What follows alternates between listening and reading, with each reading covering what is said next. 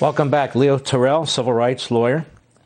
What kind of reaction are you getting from friends and family and colleagues when they see you taking such a courageous stand, when they see you really saying to the Democrat Party, you're not my party anymore, when you tolerate this and even celebrate this? I'm a civil rights lawyer, you say. I've represented many of these people. I have a love for these communities, and you're not helping. What do people say to you? You know, Mark, the amazing thing is I've given my entire career to civil rights, helping people who have been disadvantaged, people who look like me and represent anyone, because I do believe in the principle that we live in a colorblind society. But ever since the last 3 or 4 weeks, people who I know, who I work with, the silent treatment, the no comment, the absence of phone ringing and asking, you want to talk, you want to meet, you want to go out. And you know what, Mark? It hurts, but it doesn't deter me, because on the other side, I'm getting people who are saying, thank you. I appreciate what you're doing. I'm glad you're speaking out. You're expressing my views. I get emotional about this because of my mom and dad and how they told me to use what I learned through school to help people. And the people I've helped for 25 plus years have basically turned their back. But you know what? I can probably help them by speaking out, because you know what? I can sleep well at night.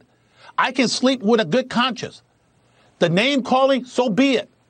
It is the obligation as a civil rights attorney, as an American, to make sure we uplift everyone. And if speaking out and telling the truth about how I feel as an individual, not speaking for every African American, Mark, but as an individual, African American, and an American, then I'm going to continue to speak out and continue to articulate my viewpoint.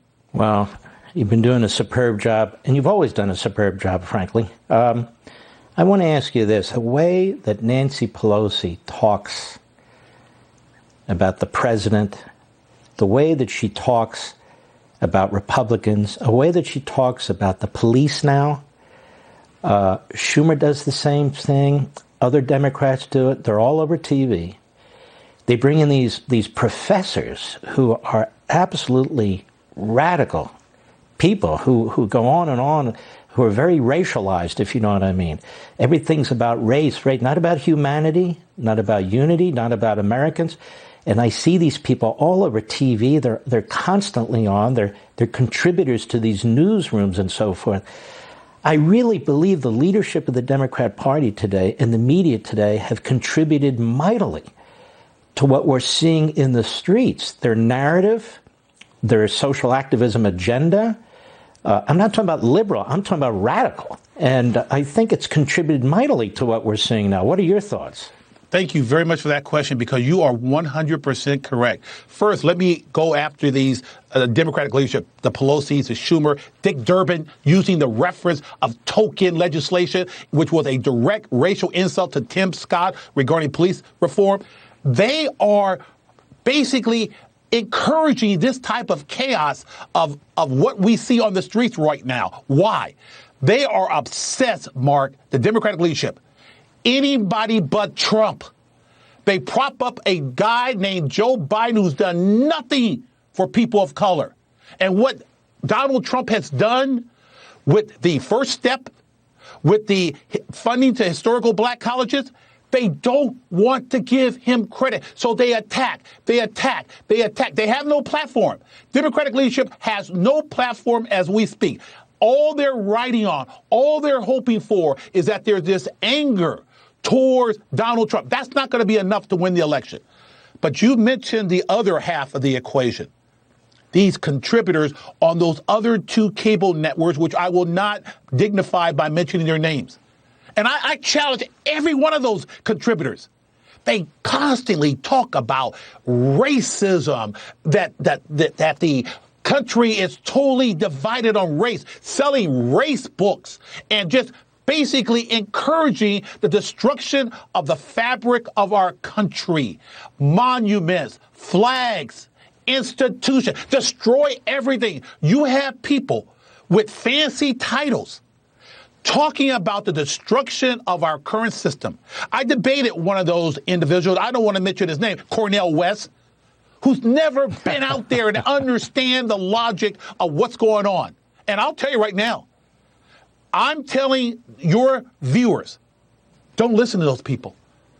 Make a decision on informed information, because you're getting rhetoric, you're getting Kool-Aid, you're getting propaganda, and they got only one agenda: defeat Donald Trump. And that's not good enough for me. Leo Terrell, I've had Shelby Steele on this program a few times, and he suffered through segregation. His parents did, and so forth, and he was a civil rights activist. And he said, I want my fellow African Americans to know you're free. You're free. Do whatever you want. Become whatever you want. Just go out and live your life. You're free. But he says, and I see, you have other people who are saying the opposite, that you can't achieve, that you can't become something because of your race, because of historic segregation, because of historic slavery. And he says, that is what kills the black community. You're free. Now go out and be a free human being. What do you think about that?